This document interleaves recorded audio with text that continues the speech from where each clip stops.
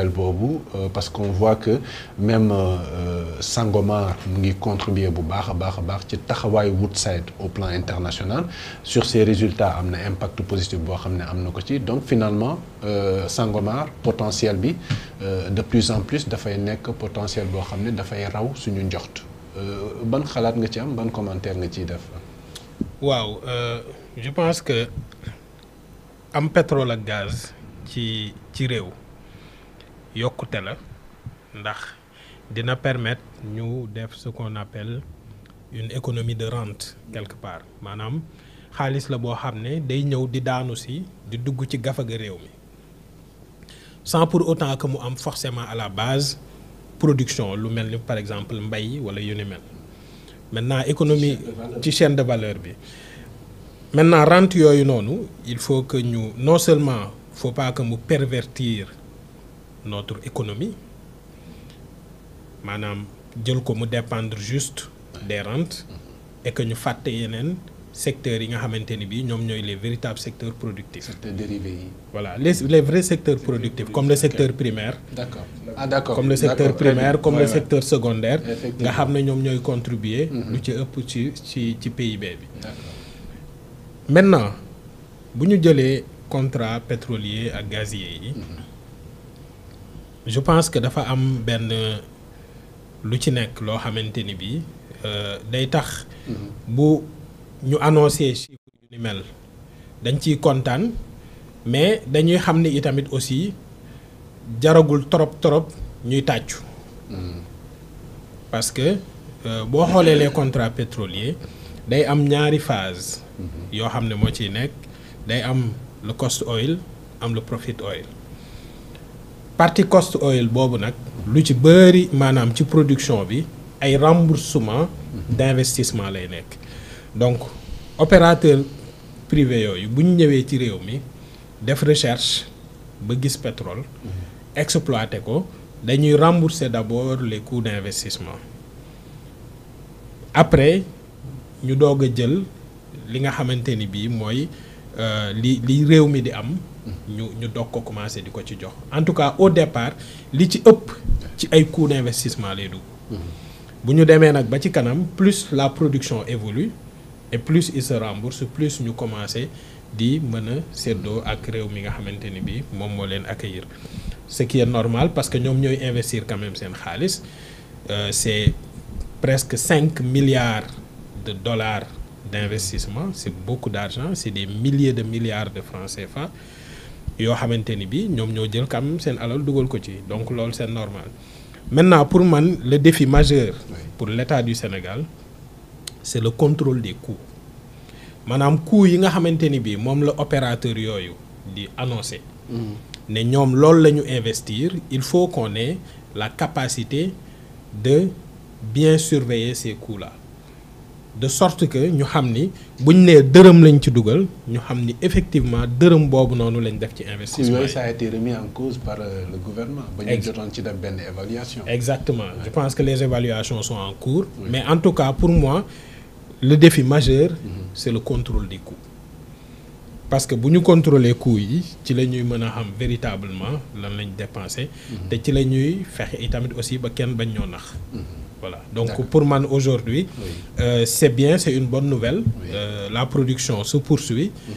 c'est en train d'être vendu am na ci sax loo xam ne jaay nañ ko la SAR ba mu nekk di ko raffiner loolu noonu yëpp dinañ ci ñëwaat mais pour man li ëpp solo aujourd'hui c'est le contrôle des coûts et veiller à ce que vraiment liñ ci am nekk le maximum possible ce qui permettra aussi d'aborder plus tard peut-être la question de la renégociation des contrats parce que loolu itam aussi je pense que mën na ci am njeexital bu am solo. tout à fait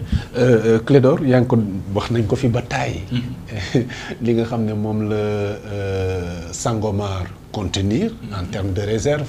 nee nañu ça va aller crescendo maanaam day gën di yokk et les résultats yi nga xam ne Woodside daal dina ko fësal wane na ko dernière mise à jour bi ça concerne les ventes yi nga xam ne moom la ñu am en termes de recettes mu toll ci 595 milliards finalement Woodside Sangomar n'est pas petit hein. Non, Sangomar n'a même pas encore atteint sa vitesse de croisière parce qu'il y a la phase 2 qui se profile. Waxoon nañu ni qu'au fur et à mesure de l'exploitation, parce que ñoom ils ont commencé par le plus difficile, ils sont à plus de 5000 mètres. 5000 mètres sous le sous-sol marin.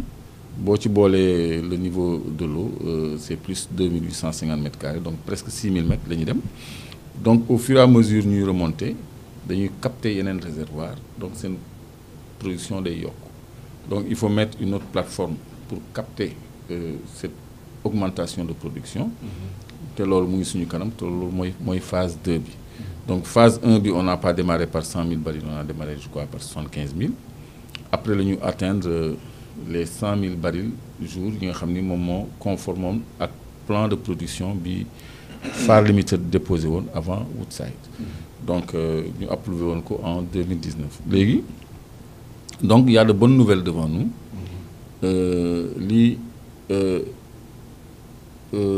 exploitation bi indi ci retombée 595 milliards yooyu.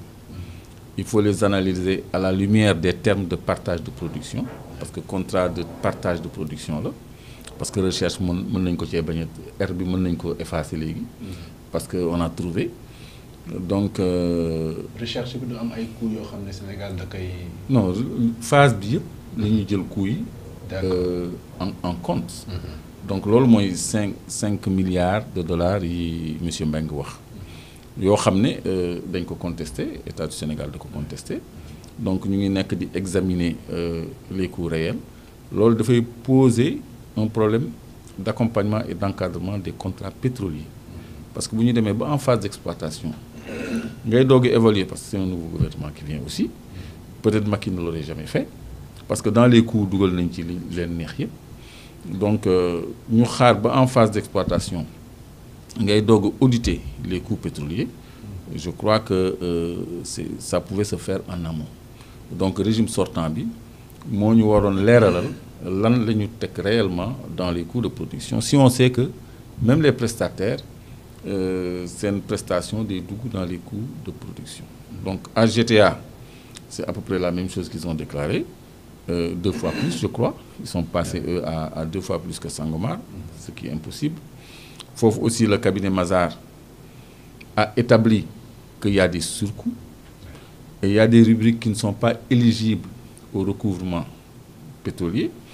donc loolu il faut que ñu càmbar ko ba nga xam ne lu ñu war a génnee day leer ni lii la parce que ministre Birame Souleye wax na ko nee na ils vont auditer les coûts pétroliers pour être sûr de leur réalité. Donc léegi ci 595 milliards yooyu nga xam ni on le prend pour une bonne nouvelle donc dañ koy dugal ci tableau de partage de production bi tel que défini dans le contrat